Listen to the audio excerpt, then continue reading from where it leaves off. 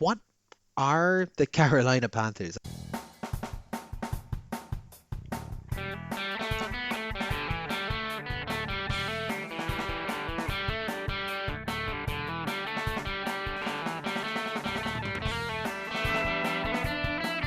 So hello and welcome to All Four Quarters, your one-stop shop for news, views, and overreactions to all things NFL. This week we're like Justin Herbert. We just said tape it up, we'll play hurt.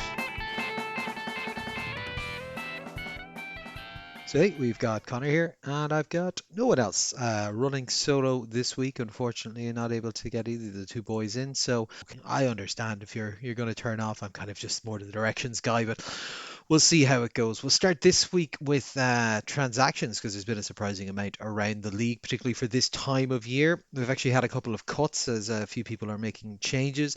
The Vikings have decided to waive Adam Thielen. He approached the team and asked would he be able to leave, and the team has obliged. Obviously, he came over and joined the Vikings from the Panthers, hoping to join kind of a winning team towards the back end of his career. I think if he's publicly stated this is going to be his last year, and unfortunately, with the direction the Minnesota Vikings have gone this year, this is no longer the case. Now, if his intention is to, finish on a high, finish as a winner, he's made an interesting decision in going and joining the Steelers, as we'll be talking about later on in the show, and I believe even in the news section today. But yeah, he's now going over there, which I suppose makes sense, as Rodgers does like his old wide receivers, even if it's not someone he has experience with. Uh, in a kind of paired move, the Steelers have then also parted ways with Darius Slay, so big play Slay, cornerback, and then now kind of quasi safety, depending on how you want to play him at the time. He's obviously longer in the tooth, a little bit slower, and hasn't really been able to have the impact on the roster that the Steelers were hoping for. He's interested in playing somewhere else this year. Currently, his agent is has feelers out with a couple of teams, but it will not be with the Steelers for the rest of the year.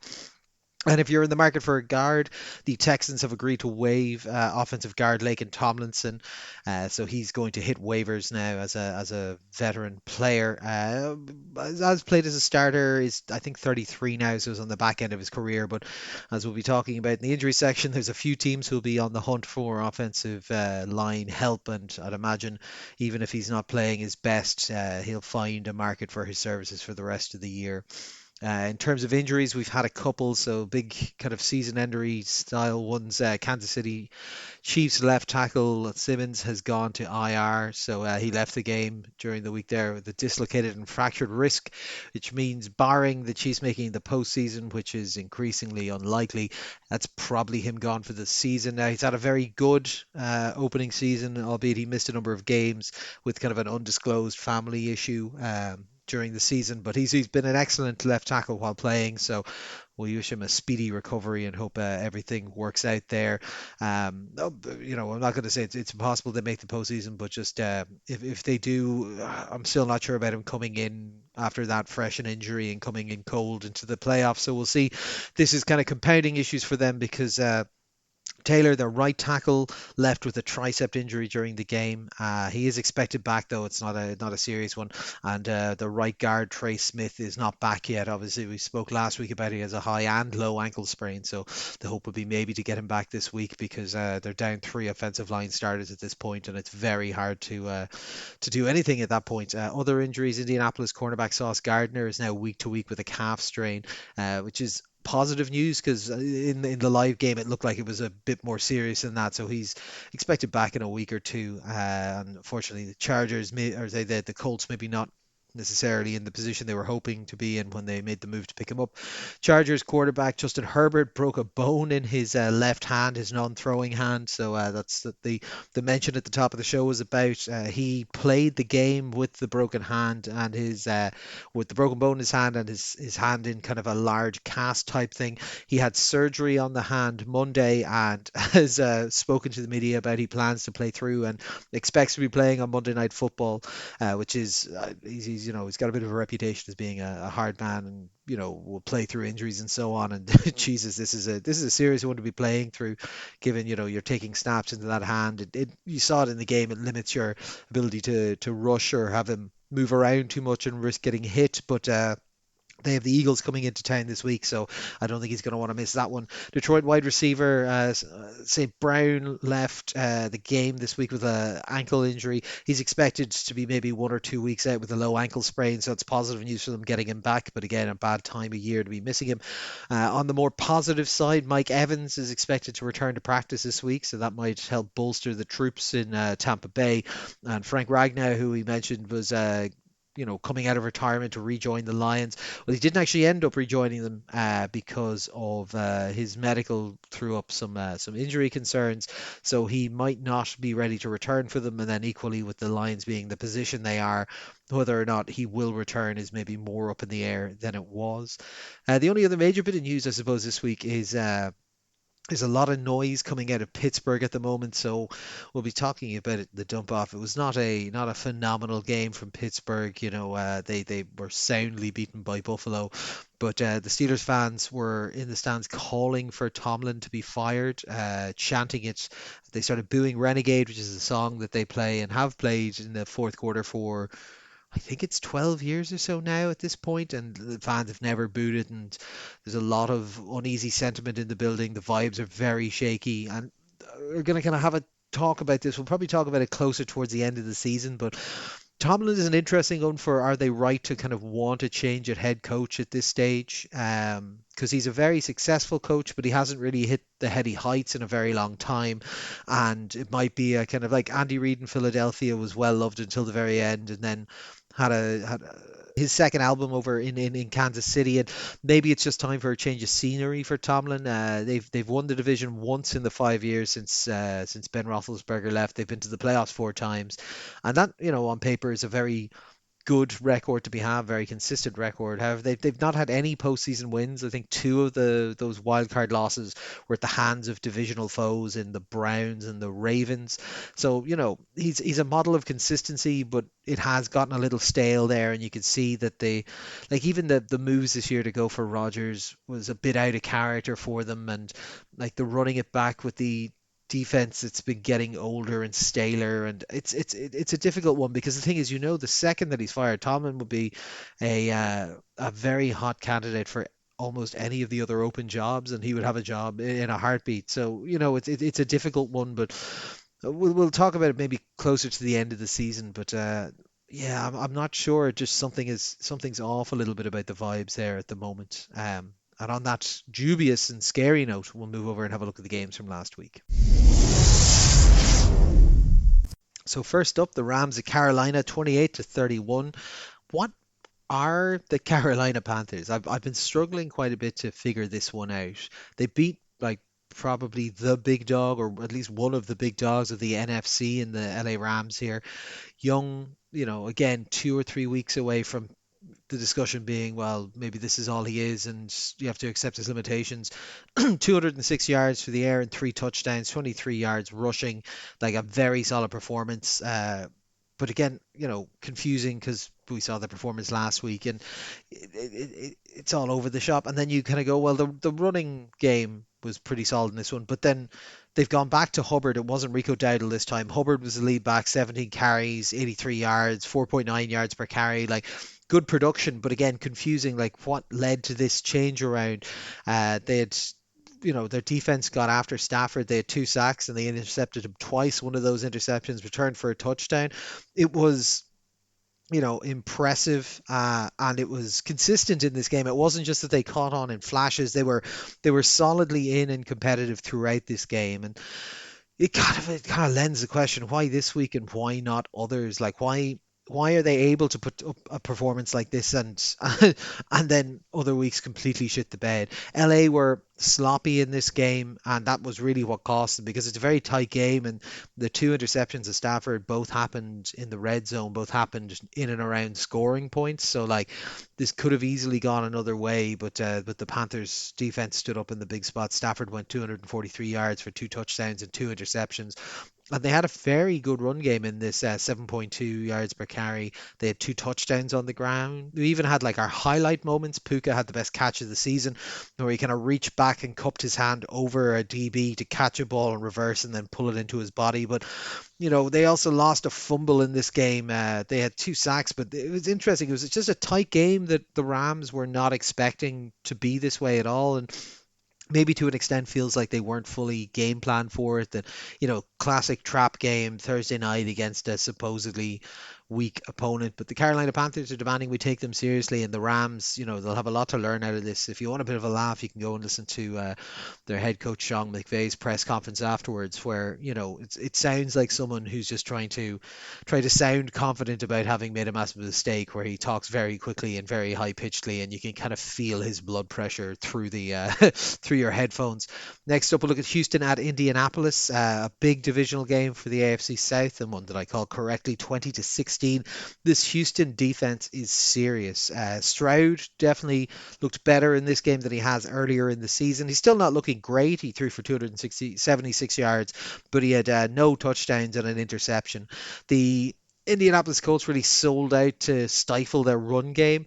That was just getting 3.2 yards per carry, but did pick up two touchdowns in that. So that was kind of impressive enough for them, and that was enough for them to get by in a tight game that was defined by the defense. And it's interesting because this one's defined by the defense, but they don't have the gaudy statistics that you would normally expect to see out of this Houston team, right? They had only one sack in this game.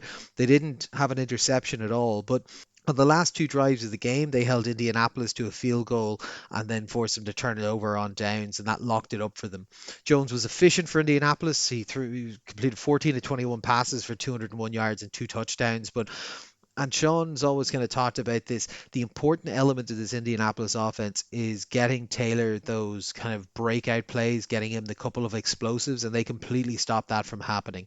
He had his longest run of the day was 12 yards, so that just slowed their offense down. And there was mistakes all over the shop, but they kind of survived a lot of them. They had two fumbles, but they managed to recover them and so on. So like it wasn't that they played terribly, and it wasn't that the Houston offense were a sight to behold, or that they were turning the ball over a lot or anything. It was just kind of consistent, solid play from Houston, limiting what Indianapolis wanted to do, knowing that they are dependent on that Jonathan Taylor explosiveness, and just holding them down until they were able to do it. Like this is the thing, the surprise is kind of gone out of this Indianapolis team, and maybe this is where you need to show some coaching. Maybe this is where you need to switch it up a little bit. Like Houston are one game back now in this division, and absolutely no one wants to play them. Indianapolis are coming out of this one looking like they've slowed down a bit, and I think people don't mind playing them now versus playing them in the first couple of weeks. And maybe that's a reflection of the schedule. Maybe they just had it softer at the start, but they don't look anywhere near the juggernaut we thought they were going to be at the start of the season. Chicago, Philadelphia next, 24-15. I guess it's time we take Chicago seriously then. Philly take their second loss in a row, and these kind of cracks that we've seen all season are growing into fissures and growing into divisions within the team. And you can see that it's not working for them. The stories about their offensive coordinator's house getting egged, the crowd leaving in early in this game, the boos and everything. This is a home game, and this is a team that kind of defines itself as being, we're swaggery, we're big, we're tough, we have our tush push because you can't push us around kind of thing. And they were just fully out muscled in this game. Both Swift and Monongai went for over 125 yards and a touchdown each. Williams was quiet but relatively efficient in this game. He only threw for 154 yards, a touchdown, and interception. Like it says a lot about how little they focused on the passing game when Cole Kmet was the top receiver at 36 yards. Now he did catch a touchdown, but like your top receiver being 36 yards, you're not playing finesse football. You're playing big boy, run it down their throat football. Their defense held Philly to 3 points in the first half, which was, just a phenomenal job by them. We kind of would have expect with the level of talent on this Philly offense that they would have been able to get a little bit more in this. Like throughout the game, five of Philly's drives gathered less than 10 yards. Like that's madness. Like that's proper shutdown defense against an offense that has, multiple wide receiving options, a superstar running back, a good line. Like it was a masterclass from Chicago on the defensive side. The big problem was that Philly were kind of at odds all night. Like anytime they got anything go in their favor, they'd immediately respond with something going against it. So like, they got the interception and then immediately fumbled the ball 4 plays later. They, have a chance to put some points on the board and they missed the field goal and so on. Like Hertz was fine in this game through the interception and so on. Like didn't he's not been as good on the ground as well this year. There was less rushing in this game, but like the big problem for them was Saquon Barkley. Like where was he in this game? Where was he in this game plan? He rushed 13 times and got 53 yards. Like not a great rate of return for a guy who, led the league last year.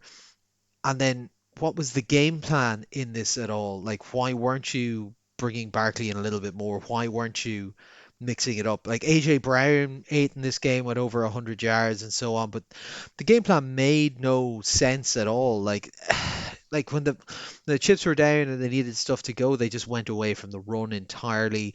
It was messy, sloppy. Nothing seemed to be working. Like, not to say I agree with the people who egged the house of the offensive coordinator. I think it's a stupid way to do it, but like questions have to be asked here, and questions have to be asked of the coaching staff, which we've been calling for quite some time.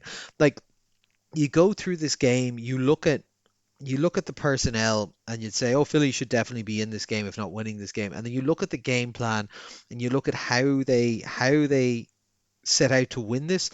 And I'm surprised that they didn't lose by a bigger margin. Like Chicago just had them figured out. Chicago were able to exert their will. Philly just didn't have a response and were flailing. And we'll see what happens from here. But like that's two bad losses in a row. And like this is not a team that's mentally prepared to deal with that kind of stuff. So for Chicago, big win, big statement win, puts them on the map. I believe they're now top of the NFC at the moment, leading their division as well. But like for Philadelphia, this is a worrying trend downwards, and we'll see whether or not they can pull themselves out of the tailspin. Green Bay at Detroit, another big divisional matchup in the NFC, 31 to 24. The Lions fall deep into kind of a tough wild card chase here with a bad loss. Like Green Bay's offensive line gave Love all the time in the world this year. This game, he went 18 to 30 for 234 yards and 4 touchdowns. Like just clinical. They had great run support, 30 runs for 125 yards. We saw Wicks leading the receiving core. He had 94 yards and 2 touchdowns. And they survived 2 fumbles as well, which they recovered. So like they weren't mistake free, but they were able to immediately rectify anything that was going against them. Uh, their defense were just piling the pressure on Detroit. They had 3 sacks in this game. Parsons got 2.5 sacks. Like I've been calling for it earlier on the season that like Parsons needs to start converting these pressures into sacks, and he's starting to do it. Like he's really really heating up at the right time for them.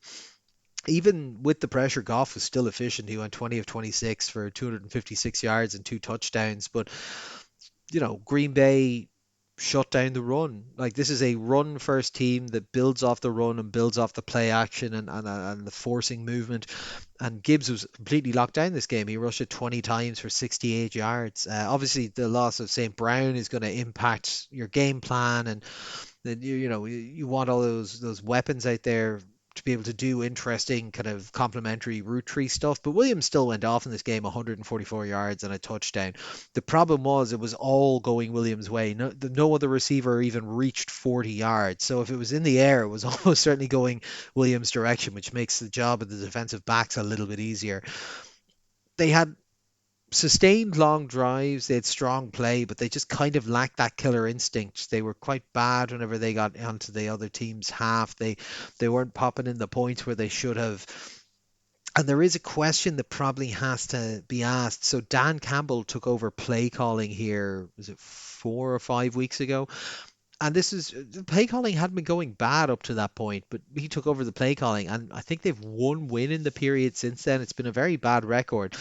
Um, for Green Bay, they've got 2 games against the Bears coming up, and like that's going to decide this division. That's going to decide who's going to be top of this division and who's going to be a wild card and who's going to be on the ground. And these two teams are setting up to play each other very well. I'm really excited to watch those 2 games over the next 5 weeks. But for the Lions, they're now 2 games back from the playoffs. Like there's probably a question to be asked: is there still hope left in them making there or not? Not unlike the Kansas City Chiefs, who we'll talk about in a minute, but this team has gone from many people Super Bowl hopeful, myself included, to basically like, will they even make the playoffs? And they certainly, in their current form and on their current trajectory, don't feel like a team is going to be able to make it through three road games to get there anyway. Particularly given you presume that at least this Green Bay team and possibly also Chicago might be in their way at that stage. So yeah, it's not looking great for them, but for Green Bay, it's really coming together finally. Kansas City at Dallas, 28-31. God, this feels like it was a million years ago, but it was just on Thursday. A very high scoring game where unfortunately Kansas City's defense just couldn't get a stop. Spags blitzed the living hell out of Dak, and Prescott ate it up. He went for 27 of 39 for 320 yards, two touchdowns, and an interception. The run game was largely stuffed, like Williams was held to 59 yards on 17 carries. So, they said, well, fair enough, let's go to the air. And Lamb and Pickens combined for 210 yards and a touchdown. It was very impressive from their offense, and Spags just didn't have the response to it. And you can say it's personnel, you can say whatever. I just you see other teams being able to work it a lot better. Like you shouldn't be blitzing Dak Prescott at this kind of rate. He is very good against the blitz. He has the weapons to be able to be good against the blitz. Like, you shouldn't be sending blitz pressures. I think they got early success on the first or second drive with blitz pressure coming in, and he just decided, well, I'm just going to do that for the rest of the game, and it just stopped working. So yeah, like that was a problem. On the other side, the Kansas City offense actually looked fantastic in this game.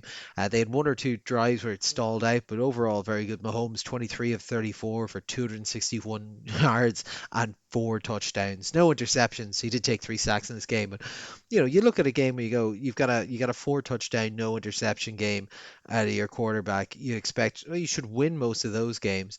And then, well, maybe the run game was terrible. Actually, the run game was going at 5 yards a carry, so that should be fine as well. But the big thing that crushed them in this one was penalties. So they had 10 penalties for 119 yards. Some of that is, as I mentioned in the injury section, there's three backup O linemen in this game. So unfortunately, that is going to cause some issues on that. There were some refing mistakes overall, but I think they were somewhat balanced between the two teams. Like, the Kansas City Chiefs defense lost the game here, and there's no two ways about it. It makes their path up to making the playoffs so much more difficult now. Of the games they could have lost, this one not the worst, because it's obviously against an NFC opponent, which will not impact quite as badly for seeding purposes if they do end up in a tie. But it's just a tough road up. They really are going to have to win every game from here on in. On the Dallas side, look, this is two big wins in a row. They beat Kansas City, they beat Philly. Their offense is humming. Their defense leaves a bit to be desired at the moment, but as long as their offense can keep going, they're not a team that you're going to want to play. Definitely not a team you're going to want to play at home, and they're not a million miles out of the race for the playoffs, so don't be counting them out just yet. They could be an exciting addition to the wild card. Like, pop these boys in the playoffs and see what happens. The big thing that is surprising is their defense, while not incredible, is way better than it was 5 or 6 weeks ago. And I know they've had some guys come back from injury, and they have made a couple of trades to bolster. Like, Quentin Williams is playing incredibly well for them on the line now. Um, begrudgingly might have to tip the hat and say Jerry Jones did a not so terrible job there with all the trading in the end. But who knows? And the last game we'll talk about in depth here is Cincinnati at Baltimore, 32-14. Wild card. The Bengals have shown up, and they've shown what I've been saying for quite some time, that the Ravens are frauds. This was horrendous from Baltimore. Cincinnati came out firing on all cylinders. And yeah, I've said to Baltimore for the last 3 or 4 weeks, just go out there, beat a team comprehensively, show me that you are someone to give a shit about. And they're not. They're not someone to give a shit about. Jackson went 17 of 32 for 246 yards, one interception, and three sacks. Henry was completely stuffed in the run game, 10 for 60 and a touchdown. That sounds good. It's slightly pumped up by one or two particularly long runs in it. And the team as a whole, they lost four fumbles in this one. It was ridiculous. Their first half uh, in terms of plays, they went They had three fumbles, two punts, and a touchdown in the first half. Like, that is ridiculous. Three turnovers, two goes nowhere drives, and one touchdown. The Cincinnati defense, to be fair to them, did play extremely well here, way better than I was expecting. They had an interception, obviously the three sacks we mentioned. Like, they were getting pressure, they weren't letting them get anywhere. They were forcing the ball out. Some of those fumbles were caused by the defense. Some of them were just ineptitude or mistakes. But yeah, Burrow obviously coming back and was in form. He went for 261 yards and two touchdowns. And like, the offense wasn't killing anyone here. They kicked six field goals in this game. Like, it looked like they were on easy mode. They were absolutely like coasting through this game. Their defense were handling Baltimore because, like I said, Baltimore are frauds. And yeah, like, when you make the Cincinnati Bengals defense look elite, then you know there's a problem with your offense. What I find the most surprising about this is, obviously we kind of said, well, if Joe Flacco had won one or two more games, then bringing back Burrow would have made more sense, and they could really compete for this division. The more I'm looking at this, the more I don't think the division is entirely out of reach here. Baltimore are faltering and they're not looking good. Pittsburgh are in free fall. Their quarterback is calling out wide receivers. They're signing Adam Thielen to try and bolster out the troops. It's not going well in Pittsburgh either. So this division is not out of reach. They're two games back at the moment. Now, the problem is Baltimore and Pittsburgh have to play each other twice. So realistically, they need them to split the series if they want to be able to catch up with both of them. But you know, Joe Burrow and all his talk about this Batman stuff. Could the Dark Knight rise here? Could we see Cincinnati come out of absolutely nowhere to win the North with a 9-8 record? Not out of the realms of possibility, certainly. So something that I would find quite interesting. It is a pity that Flacco couldn't have just won one more game, but yeah, Cincinnati leaving a mark, Baltimore leaving a skid mark. As we say, all games are important, just some are less important, and for those we put them in the dump off. So first up, Denver at Washington, 27-26. Overtime excitement. Broncos were kind of the opposite of how they normally are. They were really bad in the second half in this one, where they went interception, punt, punt, punt, touchdown. They both scored touchdowns in overtime, and it made for a really exciting one because Washington then went for two because, if you're Washington, a draw gets you absolutely nothing, so you may as well. And Nick Medito stepped in and got the stop. Nix went for 321 yards, a touchdown, and interception. Harvey had two touchdowns, albeit not with a lot of yardage. They were good in the first half, shit in the second half. Really, really good in overtime. Mariota was real fun in this one, 294 yards, two touchdowns and an interception, rushed for 55 yards, but they were sloppy. They recovered two fumbles. It was a fun end to a game that was probably more fun than it should have been. Denver probably should have put Washington to bed earlier. Washington were probably overperforming. There's a lot of things that were probably here, but it was good fun. They just couldn't do it though. They couldn't take them out in the end. Atlanta had the Jets up next, 24-27, and Nick Folk, 56-yarder at the gun, won this for them, which was particularly spicy given he had missed earlier in the game. For his first miss of the year, he'd been perfect up to that point. Tyrod definitely looks better running this offense, 172 yards and a touchdown through the air, and 44 rushing with a touchdown on the ground. The make-weight piece of A.D. Mitchell that they got in the trade earlier with the Colts, he's just looking fucking great here with the Jets. He caught 8 balls for 102 yards and a touchdown. Their defense stiffened in the fourth to be able to win because obviously they'd allowed them to score up to that point. In the last two drives, they forced 2 punts in 6 plays, only allowed them to burn 49 seconds off the clock. Yeah, it was great. To be honest, it was weird from Atlanta because, they had two drives there where they could have done something. Bijan's your big man, and for some reason they decided to go, we'll only run it once and we'll pass it 5 times, not taking time off the clock, not moving the chains, not ending the game. It was ridiculous. Bijan had a lovely big stat line, 142 yards on the ground, a touchdown, and 51 receiving. The Falcons, let's be honest, they beat themselves in this. Their play calling was awful. They were up, they should have stayed up. It was horrendous from from a coaching perspective, and that was what the difference in this one was. The Jets, great to see them win, great to see Nick Folk at whatever 68 years old or whatever he is at this stage, being able to get the walk off at the end, particularly after he'd missed the one earlier. It was nice, rousing for the people of East Rutherford, New Jersey. But yeah, for Atlanta, come on, get out of your own way for once in a while. Arizona, Tampa Bay, 17-20. Just copy paste our analysis of Arizona from previous, because the exact same thing happens. They get a surprising number of completions, they play okay, they get close in the fourth quarter, and then they fail in the end. Brissett went for 301 yards, 2 touchdowns and an interception. 82 of that and a touchdown went to the tight end Trey McBride. They lost a Bam Knight fumble, and that's kind of the difference in this game when you look at it at the end. Down 3, and they turned it over on downs when they were down 3, and that was kind of the game. Like, on the other side, Baker looked okay, like not peak fun Baker, but serviceable. So that shoulder injury is probably holding him back a little bit. 194 yards, a touchdown and a fumble, but it was all middle of the road. There was no big performances out of their running backs, no particularly big performances out of their wide receivers. They're just solid. It kind of feels a bit like they've lost their edge, but solid is enough to be able to beat an Arizona team that will just constantly shoot itself in the foot anyway. So no harm, no foul, but Tampa Bay in a rough spot now looking at that division.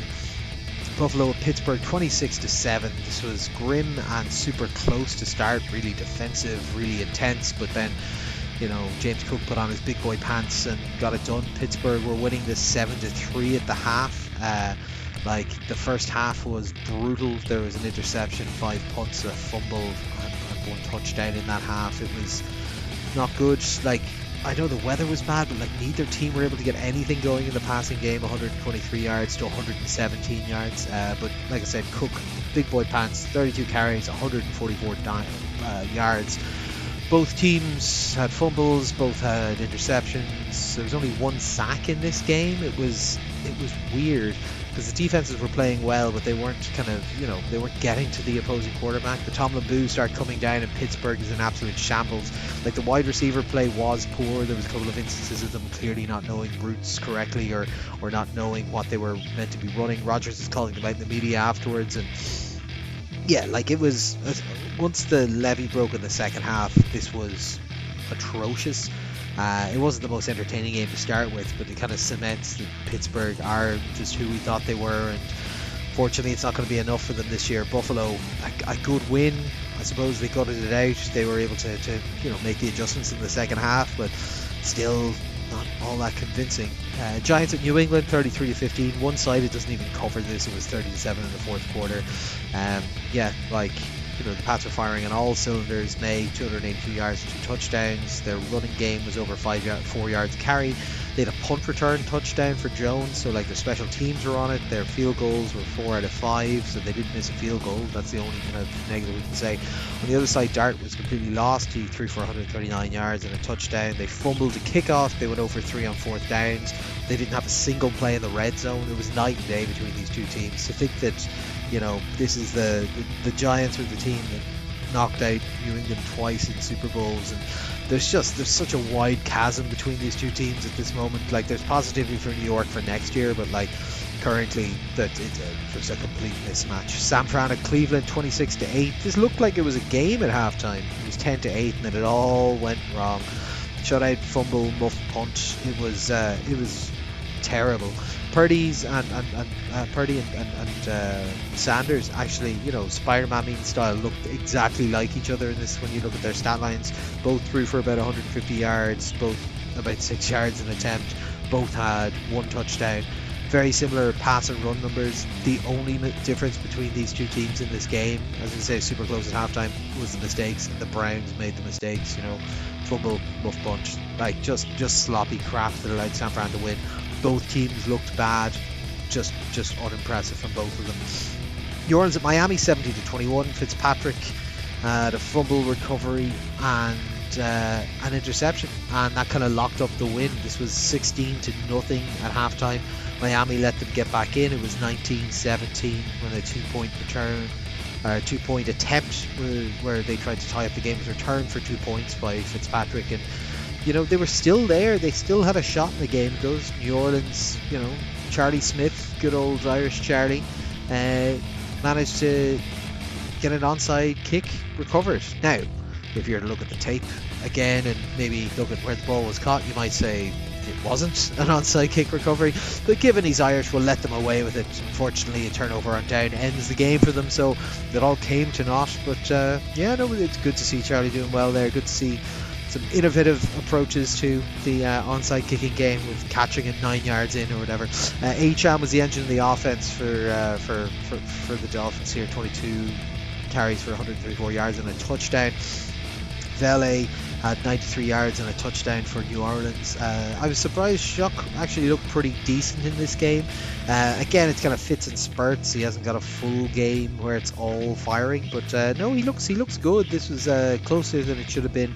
Miami once again letting a team come back in, so have a look at that for New Orleans. Probably helps them get a slightly better pick next year, so no harm, I suppose. And the Miami could still sneak into the playoffs continues. Jacksonville at Tennessee 25-3. Stomped is the only word for this. As we expected, Tennessee just utterly awful. Trevor Lawrence 229 yards and 2 touchdowns. Surprisingly, Jacoby Myers was his big receiver here, 6 for 90 yards and a touchdown. They had 3 sacks. There was 3 fumbles. They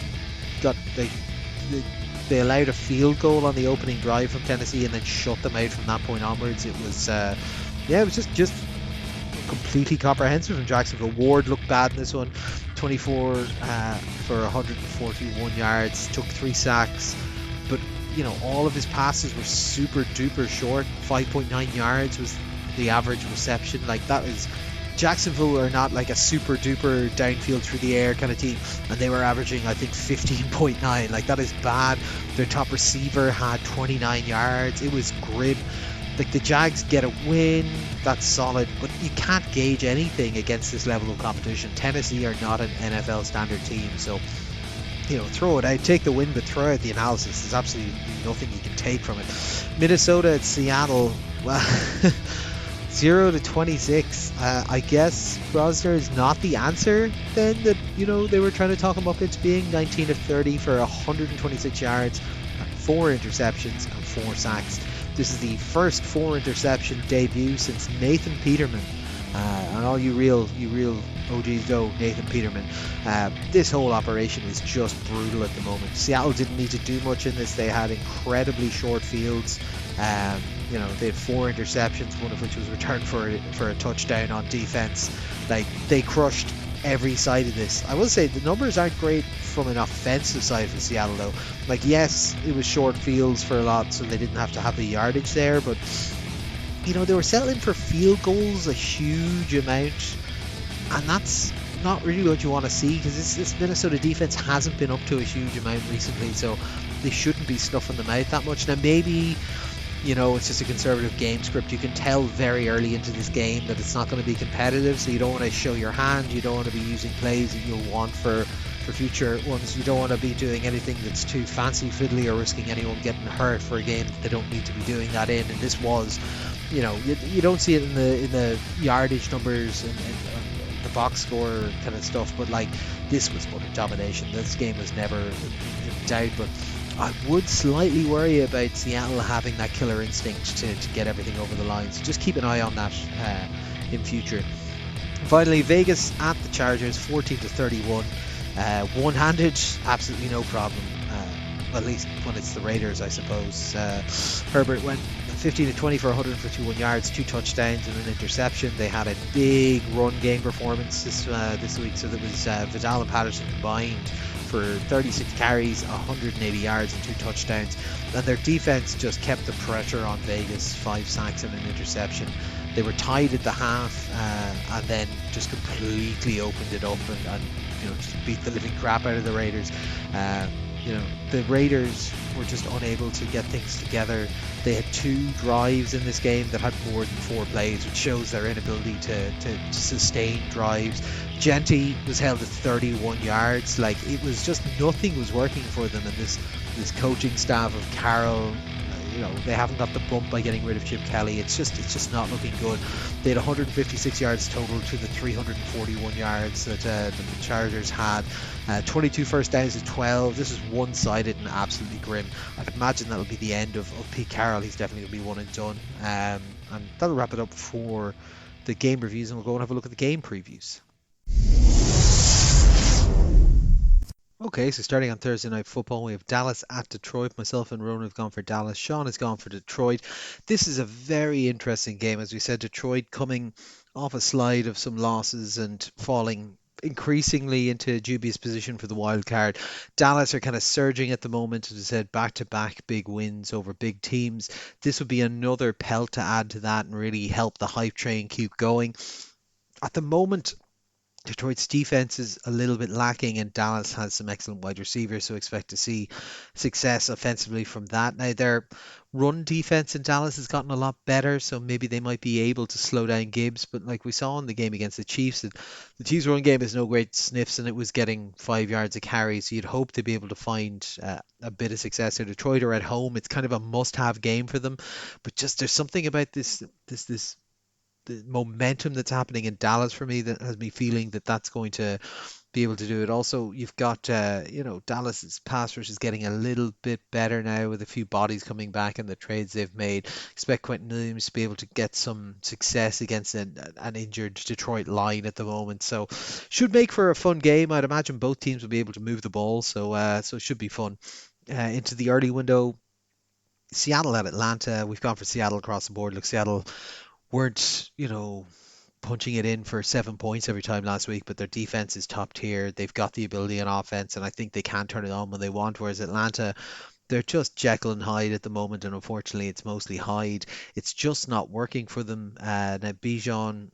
Just feed Bijan. They should have Drake London back, which might help them a little bit, but it's very hard to see Atlanta being able to pull it out of the bag against the Seattle team unless it's their, they've been bad for 2 weeks and now they get one really good week coming out of it. But Seattle should be favored in this one by a bit. Pittsburgh at Baltimore. This is grim, to be honest. Both of these teams are not doing well, but you'd expect Baltimore to be able to outpower them because, if nothing else, they have speed, albeit Jackson looks a little bit injured at the moment, and Henry is still a good running back, and say Flowers is still a good receiver, and this is a Pittsburgh defense that is old and slow, and you really gotta expect that if Baltimore's offense can't move it on them now, like they're done for. Because equally, Baltimore are looking up at Pittsburgh at the moment. They play each other twice, once now, once in I can't remember if it's the last week of December or first week of January, and yeah, if Baltimore want to lock up this division, they just need to sweep Pittsburgh here, and they should be able to hold it. But we'll see. We're going for Baltimore across the board here, but I think this is going to be quite a close game. I just don't think it's going to be a very good game. Tennessee at Cleveland, up next for all you sickos. We've gone for Cleveland across the board because Tennessee have just played the worst they've played in a long time, and it's just not getting better. Cleveland are not any great shakes, but they do have an extremely good defense, and they've got a player in Myles Garrett who's eyeing up that sack record. He might get all the sacks he needs in this game alone, so let's see what happens there. But just in the strength of the defense, we're going to go for Cleveland. Next up was my pick of the week, Indianapolis at Jacksonville. This is a hugely important game. Myself and Sean have gone for Indy, and Ronan has gone for Jacksonville in this one.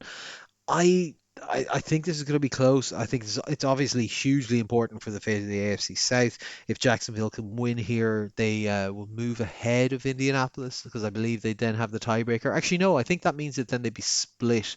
I think they'd have split the series, so I need to see how the tiebreakers would shake out. But it'll be a huge help for Jacksonville in the race. I think Jacksonville's offense are sloppy. Like we saw was it four interception or four turnover game from Trevor Lawrence 2 weeks ago, and then he has a good one this week. But it was still sloppy, and I just think Indianapolis, they're not great at the moment, but they should have enough to tackle this Jacksonville team. Their defense is still good. They've still got good DBs. They've still got a decent pass rush.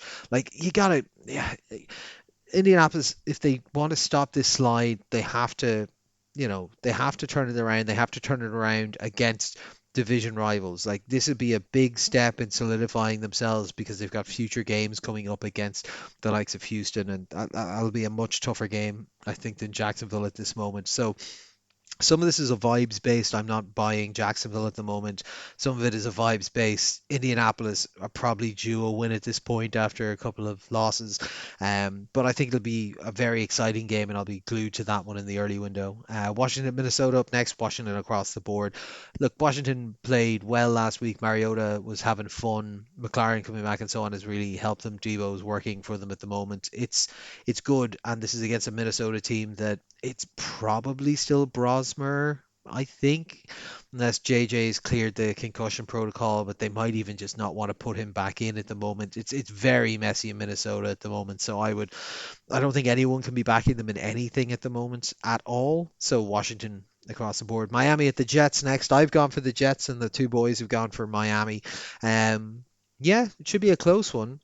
Both these teams are heavily flawed. Both these teams are, we both kind of know what they are. Miami, they do have their sights set on. If they could win this, then they can continue the dream of making it into the wild card. For the Jets, I just feel like Jets had a big win there at home. This is at home as well. They're feeling themselves a bit. They're building a bit of an identity, whereas Miami are, they're chasing something, but it's kind of ethereal. Like their coach is probably gone anyway at the end of this year, and a lot of these players are probably gone anyway at the end of this year. And I like the feeling of the new beginnings identity in New York Jets more so than I like this kind of floating last goodbye to this Miami experiment. So I'm gonna go with the Jets here, but I can see it going either way. It should be a close enough game. New Orleans at Tampa Bay. We've gone for Tampa Bay across the board. Mike Evans might be back at practice. Tampa Bay are not as explosive as they were, but their running back is back in the building, and that looks nice. Another week removed from the shoulder injury for Baker might make him a little bit more explosive. And frankly, this is a New Orleans team that's going nowhere fast. Like we said, look, they're staying competitive. They're not embarrassing themselves, but they're also not really competing at a high level. And Tampa Bay, albeit a little bit more de-toothed or declawed than they were versus earlier in the season, they still are right up there and they still are hunting for their division. And they need these types of wins to do it. You need to be able to beat New Orleans when you're at home if you want to be considered a division winner and a playoff worthy team. So just do it, Tampa Bay, okay? Cincinnati at Buffalo. We've gone for Buffalo across the board. I'm hemming and hawing. I might change my pick here to Cincy. I'm enjoying their bit of run. Do you know what I am? I'm going to change my pick to Cincinnati on the fly because, yeah, I like this Joe Burrow-led offense thing. I like them playing spoiler in this kind of like late playoff run for all these teams. I'm not really trusting Buffalo at the moment. I just haven't felt it from them in the last while. I think maybe the clock has run out on this current iteration of them. Whereas for Cincinnati, their defense stepped up and played well last week. Their offense was looking good. They were getting turnovers. They were getting after the quarterback. They're like it's not going to be Buffalo versus Houston levels of problems are going to cause them. But this is a Buffalo team that needs better performances out of its wide receivers. Like it needs. It's got a good run game. It's got Josh Allen, and that can be good enough. But yeah, Cincinnati coming in just playing, the dickhead to every every AFC wannabe in the league would just be a great way for them to round out the season. And I'm kind of there for the vibes of that and Joe Burrow going and doing that. So I'm going to back Cincy here, but totally get what the boys have gone from Buffalo into the late window. Denver at Las Vegas. This isn't a game. Denver are going to win. Vegas are awful. Like relegate them. I'm not doing any more analysis than that. Chicago, Green Bay, absolute cracker of a game. This is obviously going to help decide who's going to win that division. If Green Bay can win here, I think that means they tie it up at that stage. I think it's only the one game between them. This is their home, so at very minimum, because they still have to play them twice. They want to win their home leg of this, so at worst they split. But yeah, you're going to see this, increasingly crashing defense of Green Bay sending Micah Parsons after him and really hoping to get to the quarterback, disrupt them, and stop what's happening. On the other side, you've got a Chicago team under Ben Johnson that's got really interesting, evolving offensive game plans, or really kind of getting lots of different players involved. Like this Green Bay defensive front doesn't feel like the kind of team that you could do what they did this week against. They're not going to be able to get, 200 plus yard rushers with touchdowns. If they can, they've got the game won full stop. No questions asked. But it doesn't feel like that. It feels like this is going to be, they're going to have to use Caleb Williams more. They're going to have to use the passing game more. And I suppose maybe see how much that has evolved and see whether the line can give him the time he needs to get that working. So I think it's going to be a really interesting matchup schematically just to see what the designs are, what the kind of counter punches that are going to come at, because these are two coaches that are known for being able to evolve game plans and being able to respond. So I just think from a coaching perspective, it's really interesting. These are two very good teams in an incredibly playoff relevant game for both of them for seeding and so on. It's just it's an excellent one. So keep your eyes on that one because I'll be honest, this is a light late window. You've got the one-sided Denver at Vegas. You've got that absolute cracker Chicago Green Bay. And you get the Rams at Arizona. Yeah, like the Rams are going to beat the fucking shit out of Arizona. Now, for it to all hold true, Arizona will do what they did last time and they will make it look a bit closer than it is and they'll still shoot themselves in the foot. But the Rams should absolutely batter the shit out of Arizona. If they don't, questions are going to start being asked here about whether the Rams are actually ready for prime time. But this is it's about as one-sided a game as that Denver Las Vegas one on paper at least. But let's see. Like I can't see yeah, Jacoby Brissett and Bam Knight being able to take out the Rams. If they do, the Rams have bigger problems. Sunday night football, Houston at Kansas City, a must win for Kansas City. Also, kind of a must win for Houston, although they have enough division games left, they can catch up the division by sweeping those, I believe. Yeah, so look, this is an interesting matchup. The Chiefs' offense have looked great of late, and this is going to be the toughest defense that they'll have to face. It'll be a real test for them. On the other side, Houston's offense are a bit sputtery, and relying on the defense to get them there. The Chiefs' defense have underperformed in the last week or two. They've had individual games or stretches of games that have been great, but they've not been able to put it all together. This is an attackable and an exploitable Houston offense. So if you can get it together, it's going to be against this team. So, not to say prove your worth here, Spags, but this is one that you should be able to, regardless of personnel issues, get after. From the offensive side, Andy Reid has been out talking to the media about how he knows that they're in must-win mode, so they're going to, I believe, what was it, tickle your tonsils for the next 5 games. Please, Andy, never ever use that turn of phrase again.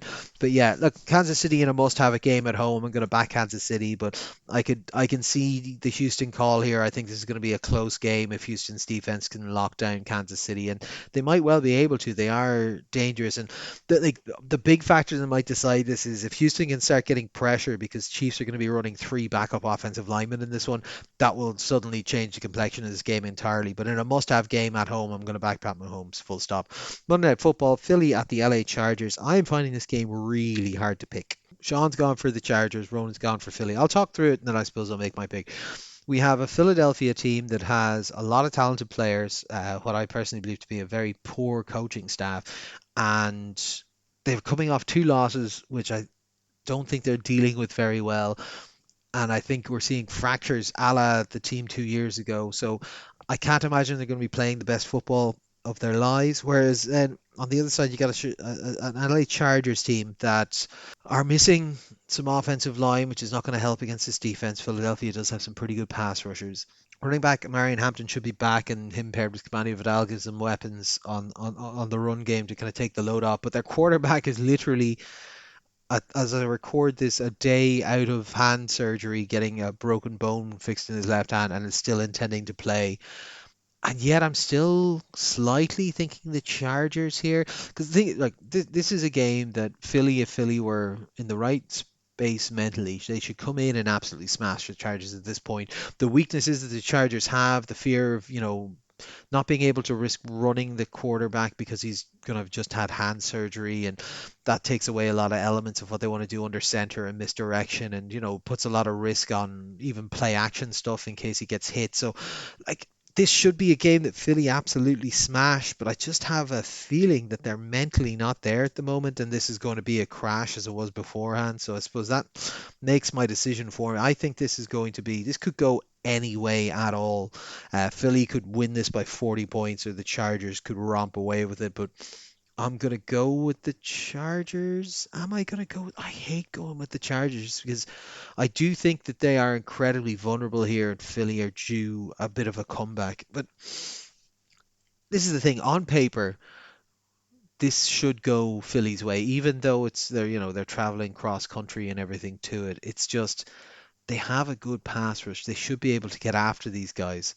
So I'll back Philly. Yeah, that's what I'll do. I will back Philly in a tough spot, even though I think they are mentally broken and should not be considered in the upper echelon at the moment. But Philly should be able to come after Justin Herbert, because if Justin Herbert can't play as well, it's Trey Lance who's in behind him, and that's never going to go too well. So yes, we'll go Philly in that one, in what I think could be a close one, but could also be a blowout. And I actually don't have any idea because these teams are all over the shop and it's impossible to gauge. But they are both in the playoff hunt, so hey, exciting times. I suppose that'll wrap us up for this week then. Nothing too wild or crazy planned here on this side. Got to get the house done up with the Christmas decorations and get ourselves ready for all that. I've got my work Christmas party on Friday, and yeah, I've probably got some news when we're chatting the next time. But I suppose for now, it's bye from myself. It's been all four quarters. Thanks for listening, and we'll chat to you next week.